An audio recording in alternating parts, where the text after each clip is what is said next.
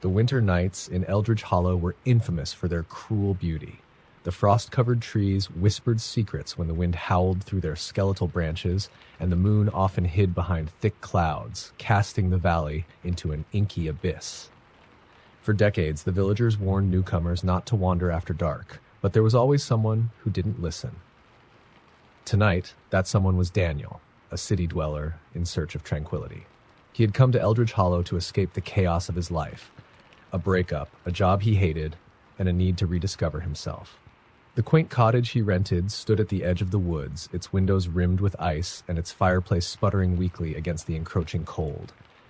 It was the perfect retreat, or so Daniel thought. But as the first flakes of snow began to fall that evening, a sense of unease settled over him. It started with the whispers. At first, he thought they came from the wind, but they were too deliberate, too human. He strained his ears as he sipped his tea, but the murmuring ceased. Dismissing it as his imagination, Daniel stoked the fire and tried to lose himself in a book. Minutes later, a distinct knock sounded at the door. His heart leapt into his throat. Who would be out in such frigid weather? He set the book aside and approached the door cautiously, the floorboards groaning beneath his weight. Peeking through the frosted window, he saw no one, just the barren woods and the swirling snow. The knock came again, louder this time. Against his better judgment, Daniel opened the door. The icy wind rushed past him, cutting through his sweater like blades. No one was there. But the snow on the porch told a different story. Fresh footprints, leading from the woods to his door, and then disappearing into thin air. A chill that had nothing to do with the weather gripped him. He slammed the door shut and locked it, his breath coming in shallow gasps. The whispers resumed, closer now, circling the cottage like a predator stalking prey. Daniel grabbed his phone to call for help, but there was no signal. Of course not. The isolation that had seemed so appealing this morning now felt like a trap. The whispers grew louder, morphing into faint laughter, mocking and cruel. Then came the scratching. Something or someone was dragging claws, or maybe nails, along the walls of the cottage. Daniel's pulse pounded in his ears as he grabbed the fireplace poker, clutching it like a lifeline. He scanned the room, his eyes darting to every shadow that seemed to stretch and shift. Suddenly, the power went out. The fire in the hearth flickered and died, plunging the cottage into darkness. Daniel fumbled for his flashlight, his hands trembling so badly he almost dropped it. The beam of light revealed nothing out of the ordinary, but the noises outside grew more insistent. Footsteps crunched in the snow, and the handle of the door rattled violently. "Who's there?" Daniel shouted, his voice cracking. No answer came, just more laughter, closer this time, almost as if it were inside the room with him. He swung the flashlight toward the sound and saw it. A figure, gaunt and impossibly tall, its face obscured by a veil of shadow. It stood motionless in the corner, its presence sucking the warmth from the air. Daniel's breath caught, and for a moment he was paralyzed. The figure tilted its head as if studying him, and then took a deliberate step forward. Panic surged through him. He swung the poker wildly, but it passed through the figure as though it were made of smoke. The figure let out a low, guttural laugh, and the room seemed to close in around Daniel, the walls pressing tighter. The whispers turned into a deafening roar, a cacophony of voices chanting in a language he didn't understand. The figure reached out with an elongated hand, its fingers like frozen branches, and Daniel felt an unbearable cold seep into his chest. He stumbled backward, his vision swimming, as the figure's touch burned like ice against his skin. The last thing he saw before he blacked out was the figure leaning closer, its face finally emerging from the shadows, a grotesque amalgamation of features, its eyes hollow pits that seemed to suck in the very light. When Daniel awoke, it was morning. The power had returned, the fire crackled cheerfully in the hearth, and sunlight streamed through the windows. For a moment he thought it had all been a nightmare. But then he saw the footprints in the snow, circling the cottage and leading back into the woods. He packed his belongings in record time, leaving the cottage and Eldridge Hollow behind. But as he drove away, he couldn't shake the feeling that he was being watched. In his rearview mirror, he swore he saw a tall, shadowy figure standing at the edge of the forest, its hollow eyes locked on him. Daniel never spoke of that night to anyone. He didn't need to. Eldridge Hollow had a way of spreading its tales, carried on winter winds that whispered to those who dared to listen. And every winter night, when the snow fell and the moon hid behind the clouds, the villagers knew to stay indoors and leave the woods to the shadows. Story number 2. On the outskirts of Pinewood Ridge, where the forest grew dense and old, there stood a ruin of a house known only as the Black Hollow. Its blackened frame jutted out of the earth like the bones of a forgotten beast, a haunting silhouette against the pale winter sky. For years, people whispered about the house, about how it was cursed, how the woods around it claimed anyone foolish enough to venture too close.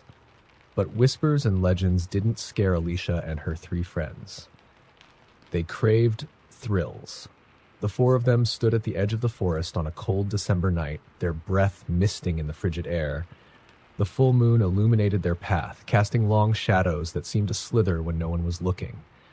They had dared each other to explore the Black Hollow, a challenge none of them wanted to back down from. "Just a few pictures inside, and then we're out," Alicia said, trying to sound braver than she felt. Her phone's flashlight pierced the darkness, but it seemed weak against the oppressive gloom. As they trudged deeper into the woods, the air grew unnaturally cold, the kind of cold that numbed skin in seconds and sank into bone. The usual forest sounds, rustling leaves, chirping crickets, were absent. It was as if the woods were holding their breath. The group fell silent too, their nervous laughter dying away as the outline of the Black Hollow loomed ahead. The house was worse up close. Its charred wood was slick with frost, and its windows were jagged shards of glass like gaping mouths ready to bite.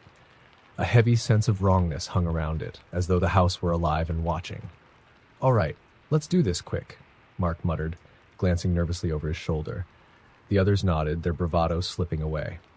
They stepped through what had once been the front door, their footsteps crunching over ash and debris.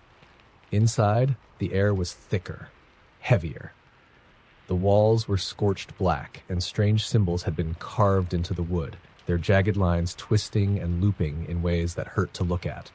A chill ran down Alicia's spine as she ran her fingers over one of the marks. It felt warm, as if the carving had just been made. "Let's split up, cover more ground," Sarah suggested, her voice shaky. They all agreed, though none of them really wanted to be alone. Alicia made her way up a rickety staircase, her flashlight beam bouncing off peeling wallpaper and broken banisters. She reached the second floor and found a long hallway lined with doors, each slightly ajar. The smell of burnt wood and something else, something metallic and sharp, filled her nostrils. She pushed the first door open wider, revealing a bedroom frozen in time. A blackened crib sat in one corner, its bars twisted like they had melted. As Alicia turned to leave, she heard a faint noise, like a baby crying. She froze, her heart pounding. The sound grew louder, coming from the crib. Against her better judgment, she approached it. The cries stopped abruptly as she reached for the crib, and a low growl erupted from within. Something black and writhing shot out, its form a tangle of limbs and claws. Alicia screamed and stumbled backward, like crashing into the hallway. Meanwhile, on the first floor, Mark and Sarah explored what had once been the living room. They found a fireplace still warm to the touch, its charred interior pulsing faintly with an unnatural red glow. As they stared at it, shadows began to crawl up the walls, moving against the light of their flashlights. "Did you see that?" Sarah whispered, clutching Mark's arm. "Yeah," he said, his voice trembling. The shadows didn't stop. They swirled together, then coalescing into a tall figure with hollow eyes that seemed to suck the air out of the room. It pointed at them with an elongated finger, and the temperature plummeted. Frost crept up their shoes, and the sensation of being squeezed filled their chests. They turned and ran, but the figure followed, its hollow eyes glowing faintly. Upstairs, Alicia scrambled to her feet, her flashlight flickering. She heard the others screaming below, but when she turned to run toward the stairs, she found the hallway impossibly long, stretching into darkness that seemed to swallow the light. Doors slammed shut one by one, echoing like gunshots. "Guys, help!" she screamed, her voice ragged. She turned to face the stairs again, but something stood at the top, a figure with a face twisted into a grotesque grin, its teeth jagged and too large for its mouth. It stepped toward her, its footfalls echoing like thunder. Below, Sarah and Mark burst through the front door, gasping for breath. They turned to call for Alicia, but the house was gone. Behind them, the woods stretched endlessly, silent and unbroken by any sign of the Black Hollow. "Where's Jake?" Sarah asked suddenly. They had forgotten about him in their panic. Jake was still in the basement. He had gone down alone, ignoring the strange marks on the walls and the faint whispers that seemed to follow him. He found a small but blackened box sitting in the middle of the floor, untouched by the ash and decay around it. He opened it, and the whispers grew into screams. No one ever saw Jake or Alicia again. Mark and Sarah left Pinewood Ridge the next morning, their minds heavy with nightmares they could never fully remember. And though the Black Hollow disappeared that night, its legend lived on. People say that if you listen closely on winter nights near Pinewood Ridge, you can hear the screams of those who never made it out. Story number 3. The town of Frostwood had long been haunted by the legend of the Snow Wraith, a figure whispered about only in the darkest corners of winter nights. Parents warned their children never to wander too far into the snow after sunset, for the wraith, they said, came silently, her presence heralded by the scent of frostbitten roses and the sound of crunching snow when no one was walking. Gillian had never believed in such nonsense. She was pragmatic, a college student on winter break, staying with her aunt in Frostwood after her parents had left for a work trip overseas. The town was quaint, with its snow-draped streets and charming cottages, but Gillian found it dull and lifeless. She craved adventure, and when she overheard locals at the diner recounting tales of the snow wraith, she decided to prove them wrong. On the coldest night of December, she bundled up and ventured into the forest behind her aunt's house, flashlight in hand. The full moon bathed the woods in an eerie silver light, and the air was so cold it bit her lungs with every breath. The trees stood tall and silent, their branches heavy with snow. She followed a trail that wound deeper into the forest, her boots crunching over the frozen ground. The deeper she went, the quieter it became. The wind, which had been a constant companion, stilled completely, and the silence pressed in on her like a weight. She was about to turn back when a strange scent wafted through the air, a sweet, cloying fragrance that didn't belong in the middle of a frozen forest. It reminded her of roses left too long in the cold. "Hello?" she called out, her voice muffled by her scarf. The sound barely carried. She shone her flashlight ahead, its beam slicing through the dark. That's when she saw them, footprints, faint but unmistakable, leading off the trail and into the deeper woods. Curiosity won over caution. She followed the tracks, her heart thudding louder with each step. The footprints were odd. They weren't made by boots or shoes, but bare feet, and they didn't sink into the snow as much as glide over it. She shivered, but not from the cold. The scent grew stronger, and the forest seemed to change around her. The trees looked more skeletal, their branches twisting unnaturally. The moonlight dimmed, as though the sky itself was closing in. Suddenly, the footprints stopped in the middle of a small clearing. Gillian swept her flashlight around, her breath catching in her throat. The clearing was littered with objects half buried in the snow. Children's toys, broken glasses, a single red scarf frozen stiff. She bent down to pick up a porcelain doll, its face cracked and eyes missing when she heard the sound. Crunch. It came from behind her, deliberate and heavy, like someone stepping slowly onto the snow. Her blood turned to ice. She didn't dare turn around, every nerve in her body screaming at her to run. But she was frozen, paralyzed by a terror she couldn't explain. Crunch. Closer this time. She felt the air grow colder, and the sweet, rotting scent of the roses was overwhelming now. Slowly, against every instinct, she turned her head. Standing at the edge of the clearing was a figure draped in white, her form tall and impossibly thin. The tattered remnants of a dress clung to her body, fluttering despite the absence of wind. Her face was obscured by a veil of frost, but her eyes glowed faintly, like embers trapped in ice. In one hand, she clutched a single black rose, its petals dripping with something dark and viscous. Who are you?" Gillian stammered, her voice barely audible. The wraith didn't answer. Instead, she stepped forward, her movements unnaturally fluid, as though she were gliding rather than walking.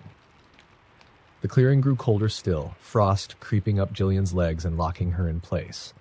The wraith raised her hand, and the rose in her grasp seemed to bloom, its petals unfurling with a sound like cracking ice. Gillian's flashlight flickered and died. She tried to scream, but no sound came out. The wraith was upon her now, her veil lifting to reveal a face that was both impossibly beautiful and utterly horrifying. Her features were sharp and otherworldly, her skin a pale blue that shimmered like ice under moonlight. Her eyes weren't eyes at all, but voids that drew everything in, swallowing light, sound, and warmth. The last thing Gillian saw was the wraith leaning closer, her icy breath freezing the tears on Gillian's face. Then came the darkness. The next morning, the townspeople found Gillian's scarf caught on a branch at the edge of the forest. They searched for her for weeks, but no trace was ever found. Her aunt moved away, unable to bear the reminders of her niece's disappearance.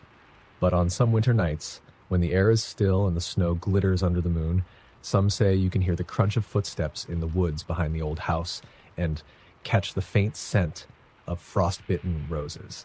The snow wraith had claimed another. Story number 4. In the remote mountain village of Alstaven, winter nights were long and unrelenting. The kind of cold that felt alive, creeping into homes no matter how many fires were lit. But the villagers feared something far worse than the frost. They called it the Hollow Caller. It was said that when the snow fell in thick, soundless drifts and the wind ceased its howling, the caller would emerge, luring victims into the night with the voices of their loved ones. Everyone in Alstaven had heard of someone who followed the voice and never came back. For Mara, the stories were just that, stories. She was new to Alstaven, having inherited her grandmother's old stone cottage after years of being estranged from her family. The locals were kind enough but guarded, always warning her about the nights. "Lock your doors," the butcher told her once, his hands trembling as he bagged her meat. "No matter who calls, don't answer." She smiled politely, thinking him superstitious. But when the first heavy snow of the season came, blanketing the village in an eerie hush, Mara began to understand why the stories persisted. The silence wasn't peaceful, it was oppressive, as if the world was holding its breath. That night, Mara stoked the fire in her hearth and settled into an old armchair with a book. The wind had died hours ago, and the stillness outside was unnerving. She tried to distract herself, but her focus shattered when she heard it. A knock at the door. Her head snapped up. No one had a reason to visit this late, especially not in such weather. She set her book down and approached the door cautiously, peering through the frosted window. There was no one there, only the swirling snow. Then she heard it, a voice, soft, familiar, and impossible. "Mara, it's me. Open the door." Her breath caught in her throat. The voice belonged to her mother, CF, a woman who had been dead for 6 years. She stepped back, her heart pounding. "It's so cold out here," the voice pleaded. "Please, let me in." Mara's mind raced. She wanted to believe it was a trick of the wind, but the voice was too clear, too real. Her mother had always spoken with a lilting cadence, a softness that was unmistakable, but it couldn't be her. It couldn't. "Mara," the voice said again, more insistent. "It's really me.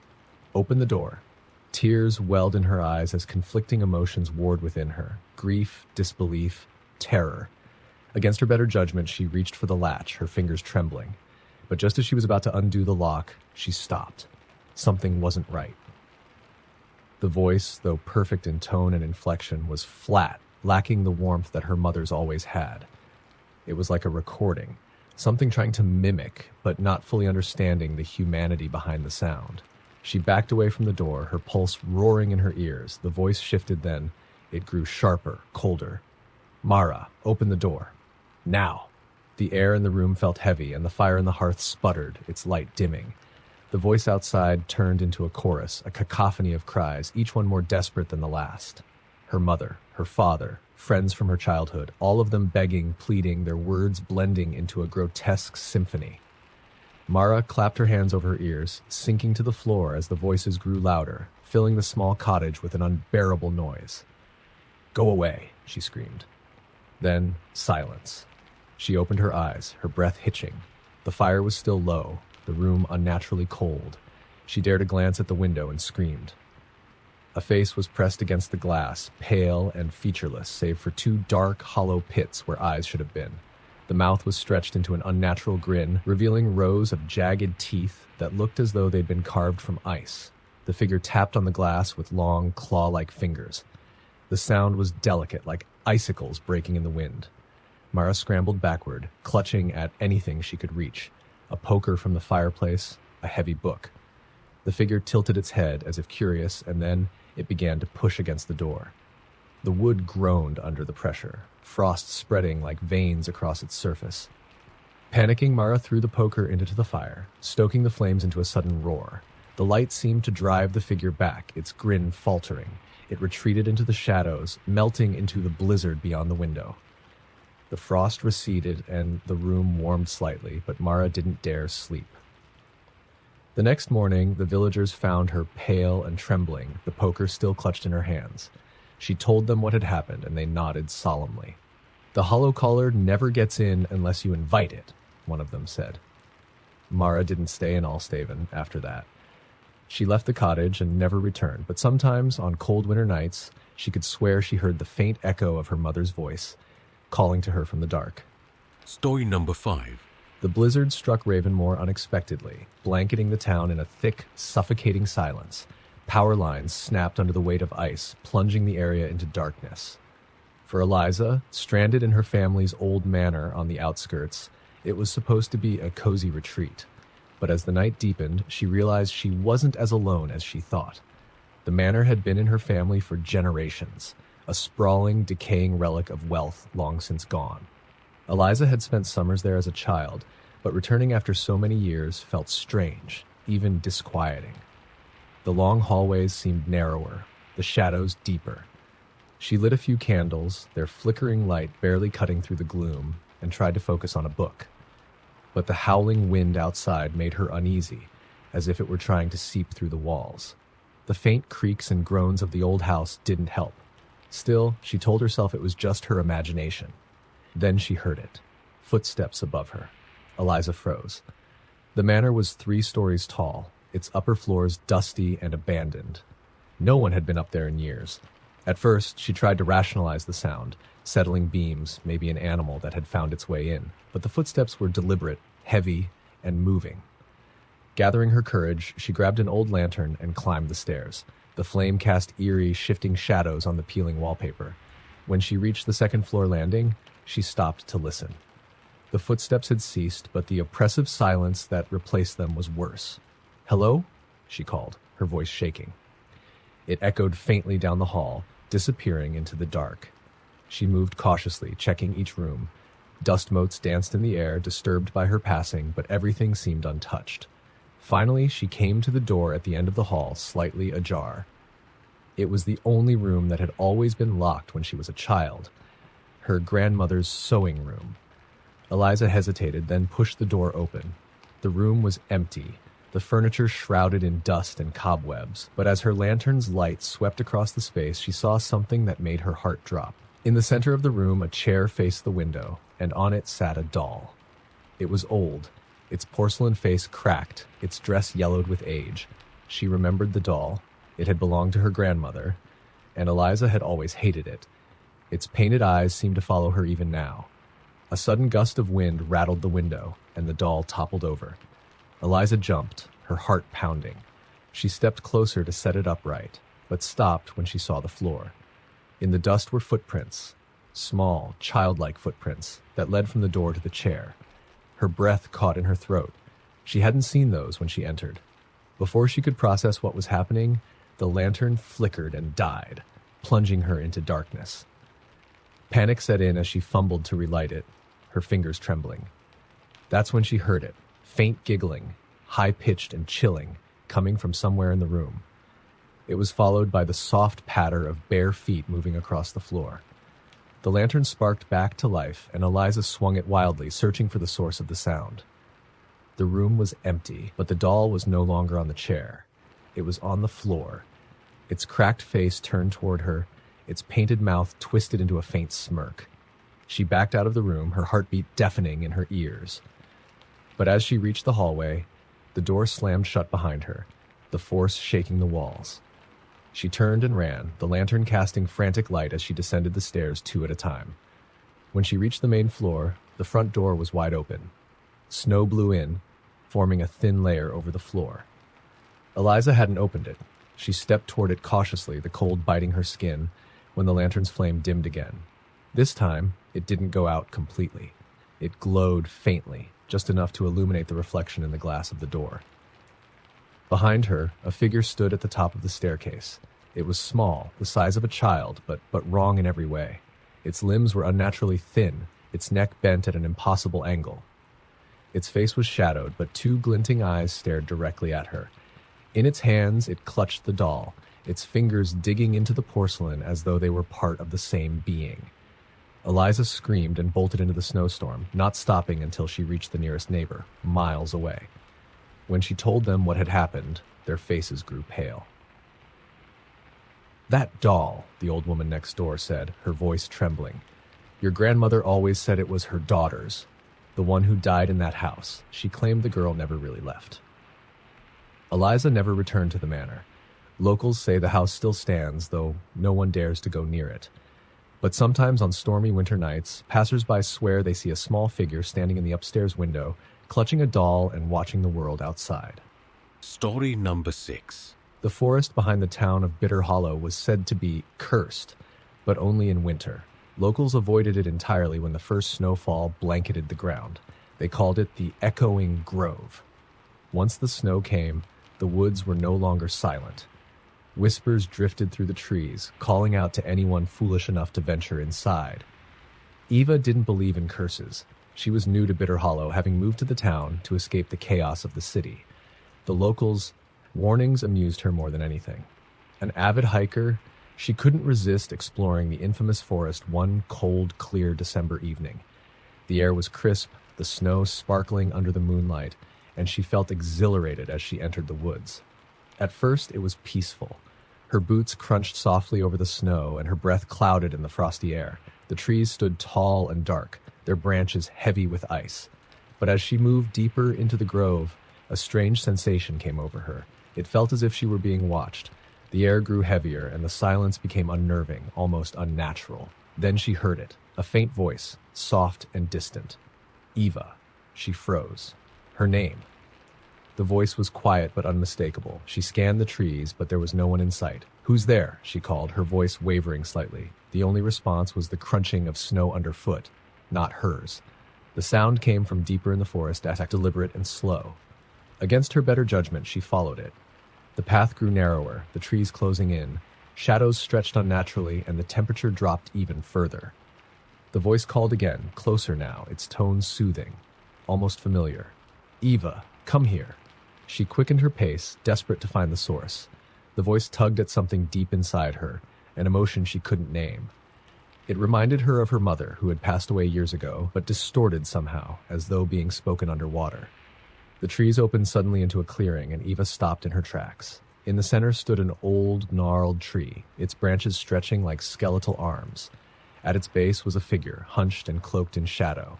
"Eva," the figure said, its voice rasping now, fractured like breaking ice. "You came." She should have run. Every instinct screamed at her to turn and flee, but her legs wouldn't move. The figure straightened, impossibly tall, and stepped into the moonlight. It wasn't human. Its face was featureless, pale and smooth, like carved wax. Its limbs were too long, bending awkwardly as it moved closer. Eva backed away, but her feet slipped on the ice, sending her sprawling to the ground. The thing loomed over her, its head tilting unnaturally as it reached out a clawed hand. "Stay," it whispered. The word wasn't a command, it was a plea, hollow and desperate. Its head snapped toward the forest as another voice echoed from the trees. "Eva, run!" The new voice was loud and urgent, breaking whatever hold the creature had on her. She scrambled to her feet and ran, branches clawing at her as she fled. The whispers grew louder, a cacophony of voices calling her name. Her lungs burned and her legs ached, but she didn't stop until she burst out of the forest and collapsed into the snow. The townsfolk found her the next morning, shivering and half buried in frost. They didn't ask what she'd seen, they already knew. "What's in the grove?" she asked weakly once she was warmed and safe in a villager's home. The old man who'd found her shook his head. "The Echoing Grove doesn't trap just anyone. It's looking for something. Something it lost a long time ago." Eva didn't stay in Bitter Hollow. She moved far away, never setting foot in another forest. But even years later, she couldn't forget the creature's voice, its mournful whisper, "Stay." Story number 7. The ice-covered lake at the edge of Northwood had always been a mystery. Locals called it glasswater, for even in the harshest blizzards, its surface never froze completely. The lake mirrored the world above it with unsettling clarity, its waters still and cold as death. People whispered about the undershadows, figures that appeared beneath the water, mimicking those who dared to stand near its edge. Jared had heard the stories when he was a boy, tales of people being lured onto the ice by their reflections, only to disappear without a trace. He didn't believe them. They were cautionary myths, nothing more. Now in his 30s and back in Northwood to settle his late father's affairs, he decided to visit the lake one last time before leaving town for good. It was late when he arrived, the moon casting an icy glow over the frozen landscape. The snow around the lake was untouched, pristine, and the wind had stilled, Brunsfeck, making the night eerily silent. Jared approached the shoreline, his boots crunching softly, and gazed into the water. There it was, the perfect reflection of the night sky, the bare trees and himself, standing motionless. He smirked, shaking his head. Creepy, sure, but it's just a lake, he muttered. As he turned to leave, something caught his eye. His reflection didn't move. Jared stopped. Slowly, he turned back toward the water. His reflection stood just as it had before, staring up at him, but there was something wrong. The features were off. His face in the water was pale, almost translucent, and the eyes were darker, as if hollowed out. He leaned closer, the hair on the back of his neck rising. The reflection leaned closer too, but it wasn't an exact match. Its movements were slower, deliberate. Its mouth twitched upward into a grin that didn't belong to him. "What the hell?" Jared whispered, stepping back. The reflection stayed where it was, watching. The air grew colder. Frost crept up Jared's boots, biting into his legs. The snow under his feet felt wet, sinking, and he realized he wasn't standing on solid ground anymore. The lake had drawn him onto its surface without him noticing, the ice thin and fragile beneath him. A sudden crack echoed, sharp and loud, as a fissure raced across the ice. Jared froze, his heart pounding. He glanced down and saw something moving beneath the surface. Not his reflection, but something darker, a shadow that wasn't his. The shadow's hand pressed against the underside of the ice, long fingers clawing at the barrier between them. Jared staggered back, the ice groaning under his weight. The shadow's face came into view then, and his breath hitched. It was him, but not him. A warped, twisted version with sunken cheeks and empty black eyes. "Come closer," it rasped, the words muffled and distorted by the water. Its voice was his own, but hollow, like as if the life had been drained from it. Jared stumbled back further, but the ice gave way with a deafening crack. He plunged into the freezing water, the cold stealing the air from his lungs. Panic set in as he thrashed, trying to find the hole he'd fallen through, but the water pulled at him, dragging him deeper. Through the haze of bubbles and darkness, he saw them. Dozens of figures, their eyes like empty voids, reaching for him. They surrounded him, their icy hands closing over his arms, his legs, his throat. They weren't pulling him down, they were dragging him toward the reflection, which now floated freely in the water, grinning as it swam closer. Jared's strength waned, the cold sapping his will to fight. The reflection grabbed his face, forcing him to stare into its dark eyes. He felt his consciousness slipping, like something was being ripped from him, leaving only a hollow shell. The next morning, the townsfolk found the ice unbroken, pristine as always. But there was something new. At the lake's edge stood a perfect reflection of Jared, its dark eyes watching anyone who dared to draw near. The real Jared was gone. Or perhaps he wasn't. Some say on quiet winter nights you can hear a faint knocking beneath the ice, and if you look closely, you might see a face staring up at you. A face desperate to escape, but forever trapped beneath the glass water. Story number 8. The abandoned Whitaker Sanitarium sat atop Black Ridge Hill, its looming silhouette a stain against the winter-gray sky. For decades, it had been the source of chilling rumors. Patients who vanished, staff who died under mysterious circumstances, whispers of experiments gone terribly wrong. When the building was finally shut down in the 1950s, no one dared go near it. But on a bitterly cold December night, 3 thrill-seekers decided to change that. Claire, Josh, and Nate had always been drawn to the macabre. Armed with flashlights and a camera, they trudged up the hill through the snow, the sanitarium's shattered windows staring down like empty eyes. "You guys seriously believe the stories?" Josh scoffed, adjusting his scarf against the biting wind. "I don't," Claire admitted, though her unease grew the closer they got. "But it'll make a killer video for our channel." Nate, the quietest of the group, hesitated at the crumbling steps. People said they heard voices, screams. I think we should be careful. Josh rolled his eyes. Voices? It's probably the wind. Come on. They pushed open the heavy wooden doors, the hinges shrieking like something alive. Inside, the air was stale, heavy with dust and decay. Their breath fogged in the frigid cold as they shone their flashlights down the hall. The walls were lined with rusting gurneys, peeling paint, and long-forgotten medical equipment. A faint echo of their footsteps trailed behind them, though none of them noticed. The deeper they went, the stranger it became. The graffiti that usually decorated abandoned places was absent. No signs of recent visitors, just the eerie stillness, as if time had stopped the day the doors were locked. Then came the first sound, a faint scuffing, like footsteps, just ahead of them. Claire froze, her flashlight trembling as she swept the beam toward the noise. Nothing. The hall was empty. Did you hear that? She whispered.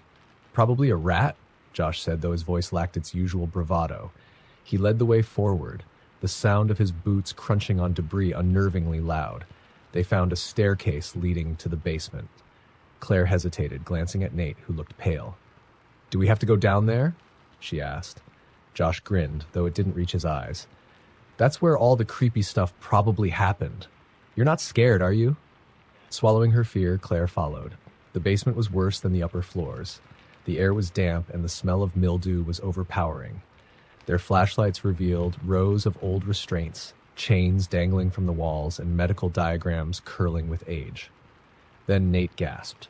In one of the rooms, someone or something had scrawled words across the walls in what looked like soot or blood. We are still here. Claire's heart pounded as she stared at the writing. This has to be a prank, she said, her voice trembling. Someone else must have been here. Then where are they? Nate whispered, glancing nervously over his shoulder. Before anyone could answer, the sound came again, louder this time. A dragging, shuffling noise, like something heavy being pulled across the floor. It echoed from deeper in the basement. Josh turned toward the sound. Hello? Anyone there? His voice echoed but received no reply. Suddenly, Claire's flashlight flickered. She slapped it, trying to restore the light, and for a brief moment the beam illuminated something at the end of the hall. A figure, pale, hunched, and wrong. Its head tilted as it stared at them, empty sockets where eyes should have been. Claire screamed, and the light went out completely. Chaos erupted as Josh and Nate shouted, their voices overlapping. Claire fumbled with her flashlight, her fingers numb from the cold. When it came back on, the hallway was empty. We're leaving, Nate said, his voice trembling. Now. No one argued. They hurried back up the stairs, their breaths coming in panicked gasps. But as they reached the top, the door slammed shut in front of them with a deafening bang. Something laughed. It was faint at first, but it grew louder, reverberating through the walls. It wasn't a single voice. It was dozens, maybe hundreds. A cacophony of madness that filled the air around them. Run! Josh shouted, and they bolted down another hallway, searching for another way out. The laughter followed, joined by whispers that seemed to come from the walls themselves. Claire rounded a corner and skidded to a halt. In front of her stood the same figure she'd seen in the basement. Its mouth opened wide, impossibly wide, revealing rows of jagged, blackened teeth. It didn't move, but the sound of something scraping toward them grew louder. She stumbled back, grabbing Josh and Nate as they turned to flee in the opposite direction.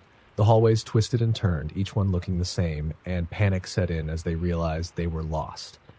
Finally, they burst into a large room filled with rusting beds and overturned furniture. The sound stopped. The silence was worse. Claire turned to Josh. What was that thing? Before he could answer, the beds began to move. Slowly at first, then violently, scraping across the floor as if invisible hands were shoving them. One bed slammed into the wall, revealing another message carved into the stone. You can't leave. The door behind them slammed shut, and the laughter returned, deafening this time. The shadows in the room lengthened, shifting into grotesque shapes that reached for them. The townsfolk never saw Claire, Josh, or Nate again. Months later, a group of curious teens ventured into the sanitarium, only to find an old camera lying in the basement. The footage inside was shaky, filled with screams and fleeting glimpses of something pale and monstrous. The last frame was of Claire's face, staring directly into the lens, her eyes wide and lifeless. Behind her, a figure loomed, its mouth stretched into an inhuman grin. Story number 9. The storm began just before sunset, the wind howling across the snow-covered fields surrounding the Hollow Pines orphanage. The building, a decaying relic of the 1800s, was isolated miles from any other sign of life. Tonight, its last remaining resident, 16-year-old Emily, was spending her final night there. Tomorrow, the state would send her to a foster home in the city, leaving the orphanage to be condemned. Emily had never been afraid of the place, despite its eerie reputation. The other children used to whisper about the watcher in the walls, claiming they heard scratching sounds at night or saw shadows darting just out of sight. Emily never believed them. She'd lived there her whole life and had never seen anything, until now. The storm knocked out the power shortly after nightfall, plunging the building into darkness. Emily lit a few candles and wrapped herself in a blanket, trying to stay warm. She sat in the parlor, staring at the flickering flames, when the first sound came, a faint, rhythmic tapping. It echoed from somewhere deep within the orphanage. She froze, listening. It was too deliberate to be the wind, too steady. A memory surfaced of the younger kids whispering, "The watcher comes when you're alone." Shaking off the thought, Emily stood and grabbed her flashlight.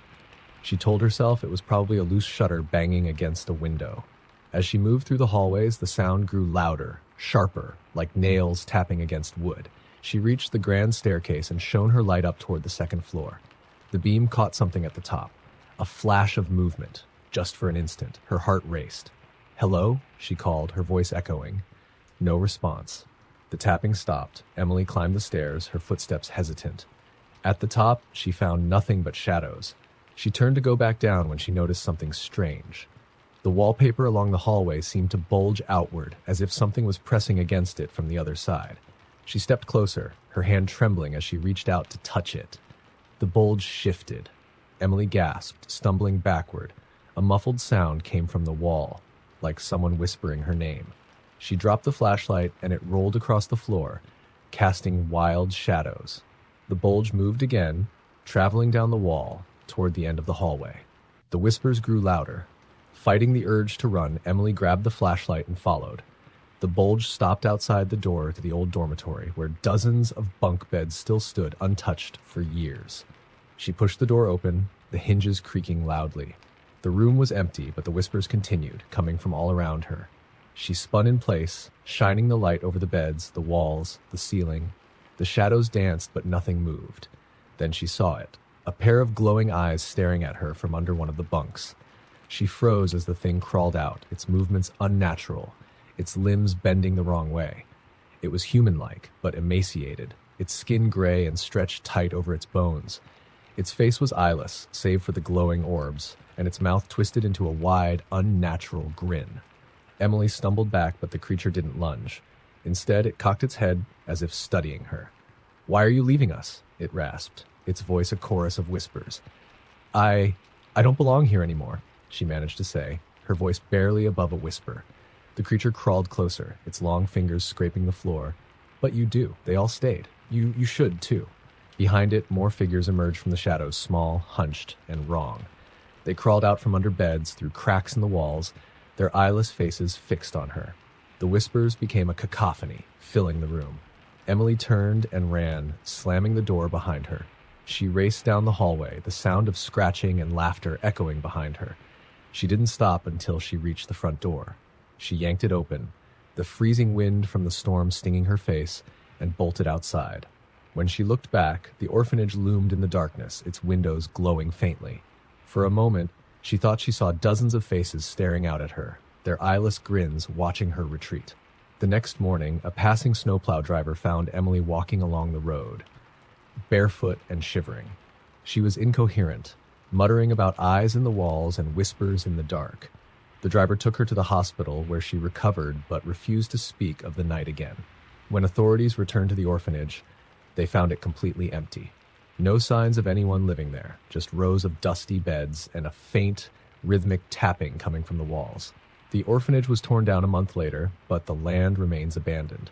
On stormy nights, locals swear they can hear faint whispers drifting on the wind, calling out to anyone who might listen, "Don't leave us." Story number 10. The blizzard came fast and fierce, trapping Cassie in her tiny cabin deep in the woods. It wasn't supposed to snow that night, not according to the weather report, but here it was, a howling storm that buried the world in white. The wind slammed against the cabin walls, shaking the windows and making the wooden beams creak. She wasn't too worried at first. Cassie had supplies to last for days, plenty of firewood, and her trusty dog, Max, to keep her company. The isolation didn't bother her. She had moved out here to escape the chaos of the city. But as the hours passed and the storm refused to let up, a strange unease crept over her. It started with Max. The normally calm shepherd mix began pacing near the door, growling softly. His ears perked, and he let out a low, uneasy whine, his eyes fixed on the snow-covered window. Cassie tried to soothe him, but he stayed alert, his fur bristling. "What is it, boy?" she asked, peering outside. All she could see was the swirling snow. The forest beyond the cabin was completely obscured. Then came the knock. It was faint, almost drowned out by the storm, but unmistakable. 3 sharp raps against the front door. Cassie froze, her blood turning cold. There shouldn't be anyone out here. Not in this weather. Her nearest neighbor was miles away. "Hello," she called, her voice shaking. Max barked furiously, rushing to the door and scratching at it. The knocking came again, louder this time. Cassie grabbed a flashlight and hesitated before opening the door. The snow whipped into the cabin as she shone the light into the storm. "Is someone out there?" Nothing, just the blinding white and the wind howling through the trees. She stepped back and shut the door, locking it tight. As she turned away, she heard it again. Not knocking this time, but scratching. A slow, deliberate scraping sound coming from the back of the cabin. Max bolted to the rear window, barking wildly. Cassie's heart pounded. She grabbed the fire poker from the hearth and crept toward the sound. Peeking through the frosted glass, she saw nothing. No footprints in the snow, no shadows, no sign of anything alive. The scratching stopped. Cassie told herself it was just a tree branch or the wind, but she couldn't shake the feeling that something was out there, watching. She double-checked the locks and settled back by the fire, Max sitting protectively by her side. Hours passed. The storm showed no signs of relenting, and the cabin felt colder, even with the fire blazing. Cassie tried to keep herself distracted, but she couldn't ignore the growing tension in the air. Max refused to relax, his ears twitching at every creak and groan of the cabin. Around midnight, the power went out. The cabin plunged into darkness, leaving only the faint glow of the fire. Cassie fumbled for her flashlight, the beam cutting through the gloom. "It's fine," she whispered to herself. "I've got candles. I've got Max. We're safe." Max growled low in his throat, staring at the front door. Cassie's flashlight flickered, and for a moment she thought she saw a shadow move across the window. She froze, her breath catching in her chest. "Who's there?" she called, her voice trembling. No answer. Then the whispers started, faint, almost inaudible, like voices carried on the wind. Cassie couldn't make out the words, but they were close, too close. They seemed to come from everywhere. The walls, the windows, even the floor beneath her feet. "Leave me alone," she shouted, clutching the fire poker tightly. The whispers stopped. And then, laughter. It was soft at first, almost playful, but it grew louder, more sinister, echoing through the cabin. The laughter wasn't human. It was distorted, broken, as though whoever or whatever was making it didn't quite know how laughter was supposed to sound. Max barked furiously, lunging at the door. The cabin shook as something pounded against the walls, rattling the windows. Cassie screamed, her flashlight flickering wildly. She grabbed Max's collar and backed toward the fire, the only source of light in the room. The pounding stopped. The laughter faded. The cabin fell silent. Cassie held her breath, her heart hammering in her chest. She dared to hope that it was over, until she saw the handprint. It was pressed against the inside of the frosted window, long fingers and claw-like nails smearing the glass. Cassie gasped, and the fire suddenly sputtered, plunging the room into near darkness. She didn't see what came next, only the shadows moving too quickly, the icy wind that rushed through the room, and the sound of Max's frantic barking turning into a terrified yelp. The whispers returned, louder now, wrapping around her like icy tendrils. The last thing Cassie saw was her own reflection in the window, distorted and grinning as the storm swallowed her screams. When the storm cleared 2 days later, a search party found the cabin buried in snow. The door was wide open, the interior untouched, except for a single frosted handprint on the inside of the window. There was no sign of Cassie or Max. Locals say you can still hear whispers near the cabin on stormy nights, And if you're unlucky enough to look through the windows, you might see a reflection staring back at you, smiling.